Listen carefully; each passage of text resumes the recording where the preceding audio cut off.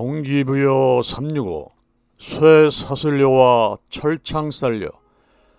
중국 리커창 총리는 인신매매를 단속하는 것은 가정의 행복, 사회의 안녕과 관계된 일이라며 각 지역 해당 부서는 현재 전개하는 여성과 아동 유괴 범죄 단속을 깊이 있게 추진하라고 지시했습니다.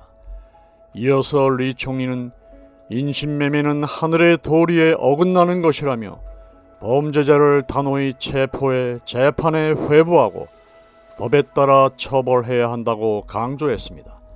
중국 정부는 일명 쇠사슬려 사건을 계기로 인신매매의 실태 조사에 착수했습니다. 쇠사슬려 사건은 40대의 중국 여성이 장쑤성 시저우의 한 농촌 마을에 팔려와 쇠사슬에 목이 묶인 채로 가축 우리 같은 헛간에 갇힌 것입니다.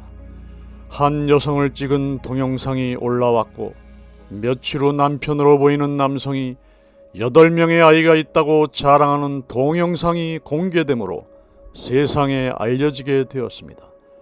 분노한 누리꾼들의 끈질긴 수사 끝에 진상이 밝혀졌습니다.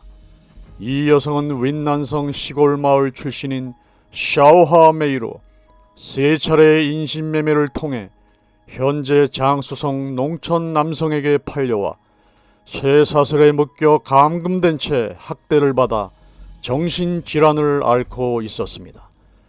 이번 사건은 중국 내에서 광범위하게 이루어지고 있는 여성 인신매매의 빙산의 일각에 불과합니다.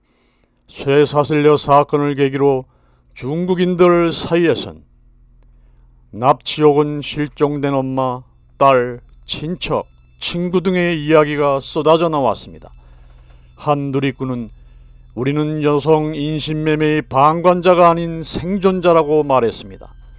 쇠사슬려에 이어 연이어 폭로된 철찰상녀 사건 전말도 끔찍했습니다.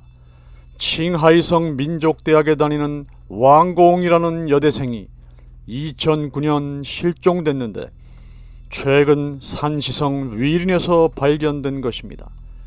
산시성 위린에 사는 인터넷 방송인 리 씨가 동영상 라이브 방송을 통해 본인 입으로 직접 여대생을 키웠다고 자랑하면서 이 사건이 수면 위로 드러나게 되었고, 그는 2009년 이 여성을 유인해 성노예로 삼아 일남 일녀를 낳은 후 탈출하려는 여성을 철창에 가두고 나중에는 이웃 남성에게 3만 위원을 받고 팔았다고 했습니다.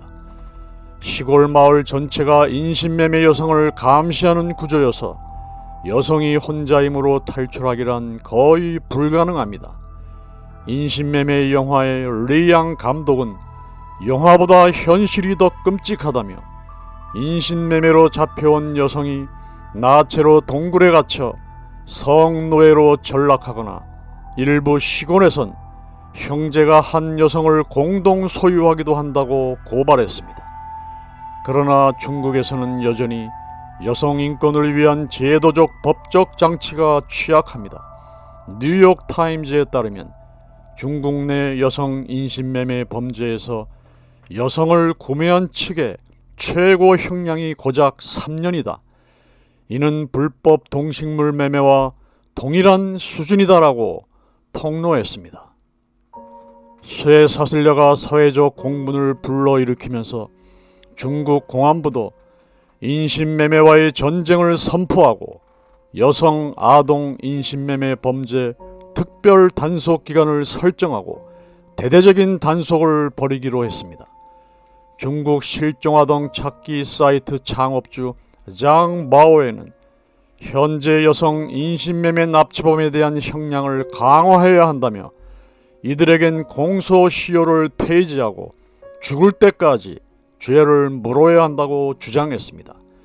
중국의 한 변호사는 유괴된 여성이나 아동을 구매한 범죄에 대해 최대 사형에 처하도록 형벌을 강화해야 인신매매를 근절할 수 있다고 토로했습니다.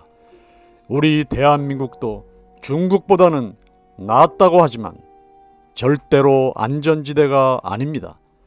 한 해의 불법 인신매매로 500명 정도의 여성들이 실종되고 있습니다. 그리고 실종된 여성의 90%가 사창가나 불법 변태업소에서 강제로 감금되어 성노예로 착취당하는 것으로 밝혀졌습니다. 이번 윤석열 정부와 국회에서 보다 강력한 인신매매 처벌에 관한 형법을 제정하고 시행해서 그 어느 누군가의 엄마이고 딸인 그리고 아내인 여성들이 보다 더 안전하게 거래를 활보하고 불법 허위 광고에 속아 인신매매의 희생자가 되지 않도록 최선의 노력을 해야 할 것입니다.